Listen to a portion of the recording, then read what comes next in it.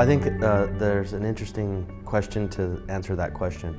What I mean by that is I think I've said if you asked a dozen CIOs to define smart city, you might get 20 or 30 answers, right? So I think the fact is that we're at a very early stage in the development of that. So I think defining really what makes a city, quote unquote, a smarter city is still being defined. And that's what you're hearing a lot of conversation here is really kind of talking through what that definition looks like, what those principles are. Our position is that, I believe that it's about making a city capable of making better decisions, more responsive to its citizens' needs and the public's needs.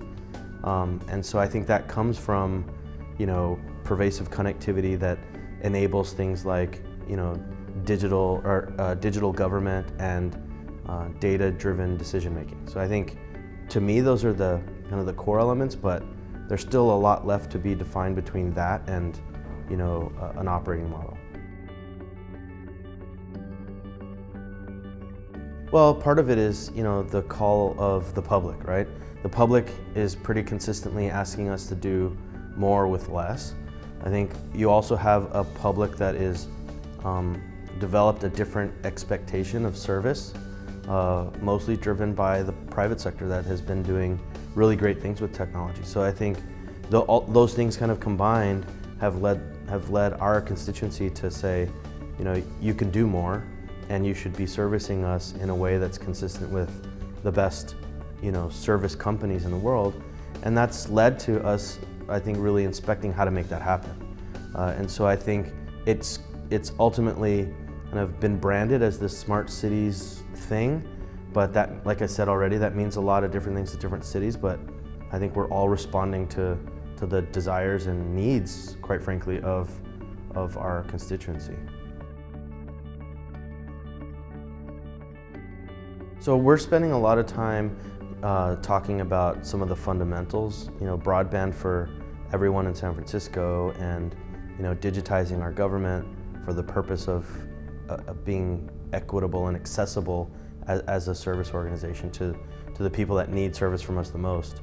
And so I think that we're focusing on those things, and I think that as those begin to take shape, we're going to see things develop that I'm not even capable of predicting today.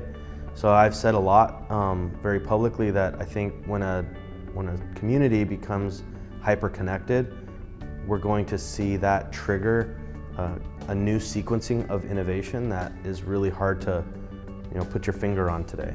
I think when people can take connectivity, high-speed connectivity for granted, that's going to lead to two things. The public, the members of the public, people, individuals, are going to continue to consume and demand more, and you're also going to see new creative possibilities occur to those disruptors that are creating and inventing and making the future.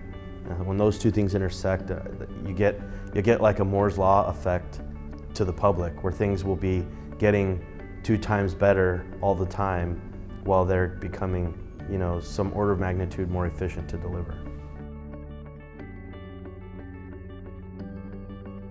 Part of it is defining it, right? Like, I think really boiling it down to how are we going to maintain focus on those things that are critical to a framework that helps us become a smarter city. And then as we prioritize those, the challenge is always there about funding and resources, and how do you allocate things to new programs while you're continuing to maintain existing ones that can't be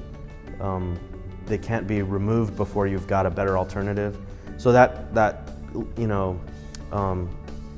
tug of war that exists a little bit between maintaining what we're doing while at the same time trying to innovate and think differently about what to do in the future that might be better or might just be brand new is an ongoing challenge. And making sure also that the public understands what those motivations are and how those things interact with each other in terms of the kind of service competition, but ultimately building awareness around the genuine desire to to deliver a better government, deliver better service to the public.